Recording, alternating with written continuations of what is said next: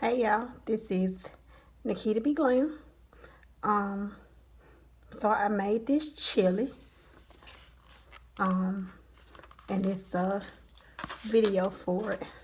And I just wanted to do a mukbang because I always like looking at people eat on camera. I don't know why. Maybe I'm a weirdo, but that's just something I like. So yeah, let's pray over this food and get to chatting.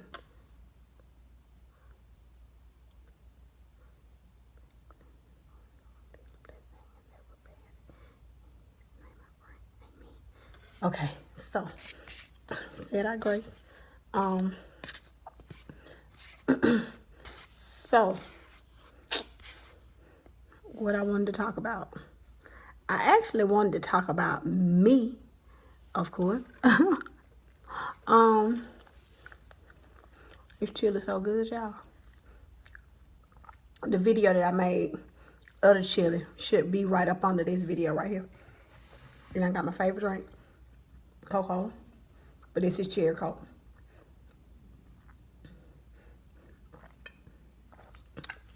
So, I really just wanted to do a little story time. And my story time video today is going to be how I found out I had lupus. So, I just really opened up with my family about a week ago when I did my first video. I had told maybe 2 or 3 cousins. My mom knew, my dad knew, my aunt knew, and that was it. I ain't really tell anybody else. And of course my best friends, they knew. So yeah, so I just was diagnosed last year, 2016. When I go back in my head and I think about it, I really have been having issues since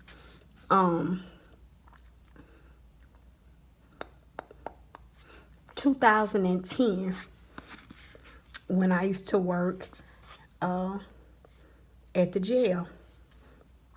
And it was just different things, like I was always getting sick, always getting cold sores. And before that, I was very healthy as an ox.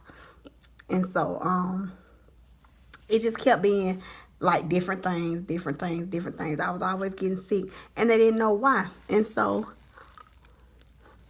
my doctor was like, you know, I would advise for you to stay out of the sun. So I'm like, stay out of the sun? He was like, yeah, you're allergic to sunlight. He had told me this in 2011. Nikita, you're allergic to sunlight, so I'm gonna need for you to stay out of the sunlight. So I was like, okay, you know, that's impossible to be allergic to the sun, you know, but okay. He was like, you know, stay out of the sun as much as you possibly can. So I was like, okay. So that's what I did. So like after a couple of years had passed, and all of a sudden, the beginning of 2016, I got really sick. We had just had an ice storm. I was working at Watershed. And I had just started. I was like, Lord, I can't lose my job. I just started working here. I know I ain't sick. I can't be sick. So, like, okay. Seemed like it just could have been maybe the flu. Like, okay, well, I still need to come to work. I still need to work, you know, whatever. Just take some Theraflu, take some antibiotics. It'll knock it on out in about a week. So, it didn't happen like that. So I was still sick for about 8 days. So, I had this friend, and we had worked together. He hadn't been knowing me no longer than a month. So, because we had just started January, so he had met me the beginning of that month. And his name is Sean. Shout out to Sean.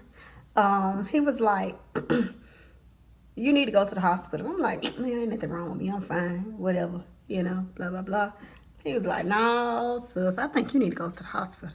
So I ended up like, whatever. So I ended up going. I was like, okay, they let us off early. You know, so I'm going to go ahead and go. So I ended up going. And the first time I went, let me stop right there. Okay, so that stay, they was like, well, Nikita, you can't go home today. I was like, why I can't go home today? And they were like, because you got pneumonia. I was like, I ain't got no pneumonia. I don't know what y'all folks talking about. If I had pneumonia, I would know it. And they were like, those real sharp chest pains that you were having. You have pleural effusion, which is fluid around your lungs and blah, blah, blah. So, needless to say, Sunday had came, and I'm still in the hospital. I got there Friday. Sunday had came. No, it was Thursday. Excuse me. Because I stayed in the hospital 4.5, almost 5 days. So I'm like,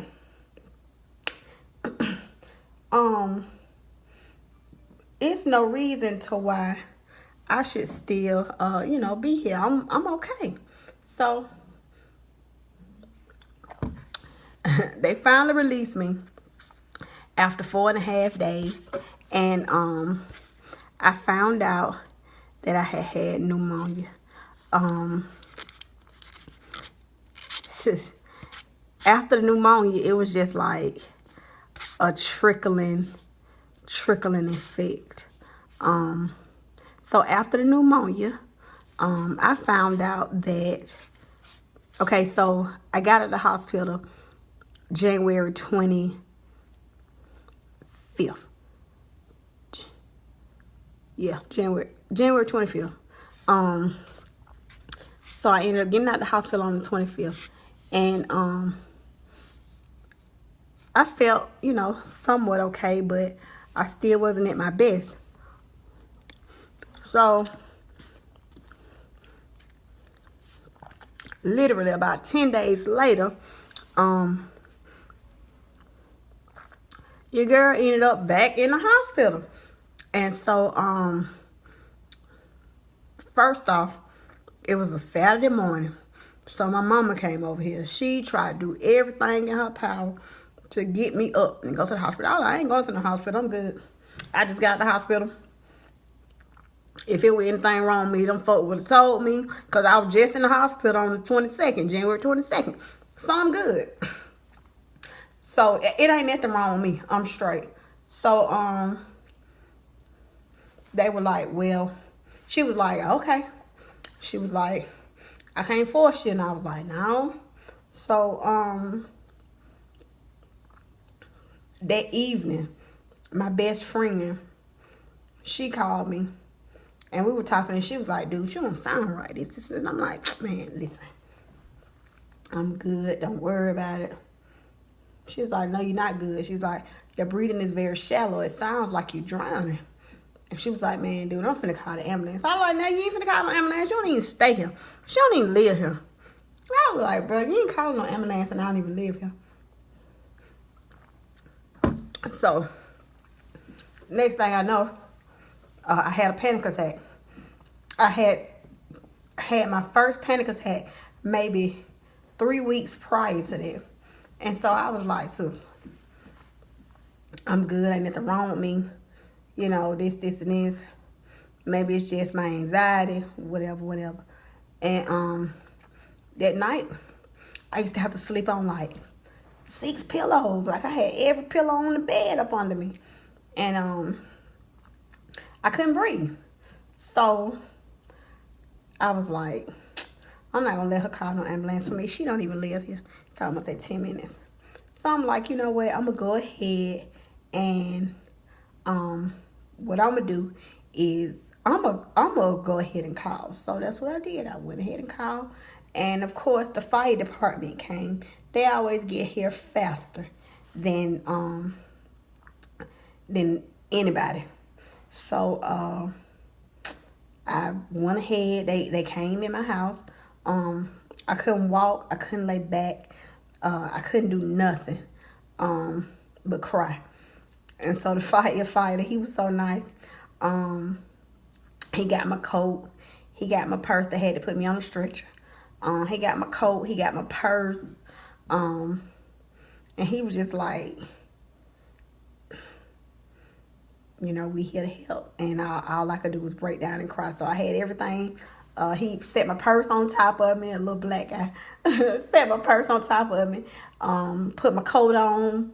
Helped me put my shoes on. And they were so nice. All of them were nice. But he was just like, it was almost like he was my uncle. You know what I'm saying? Like, not old enough to be, you know, my dad. But he was like my big uncle. Like, you know, let me help you out. So, I was they finally get me in the ambulance, and they're like, my sugar was low. The top and bottom part of my lungs weren't responding. Left or right lung. It was a mess, and I don't even have diabetes or anything, but I never knew, you know, that my sugar could be low. You know what I'm saying? Because I took care of myself in other times, so, you know, that was just something new and different for me.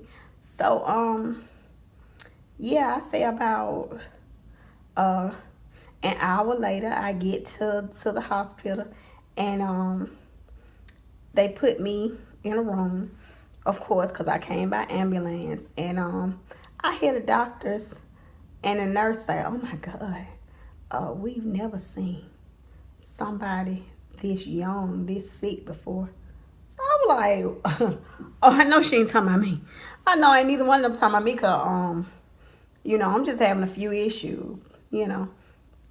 I didn't realize that it was as severe as it was.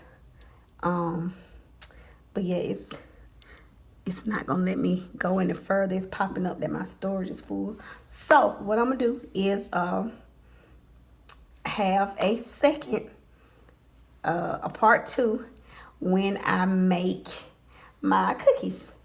So good chatting with y'all, and stay tuned. Love y'all. Bye bye.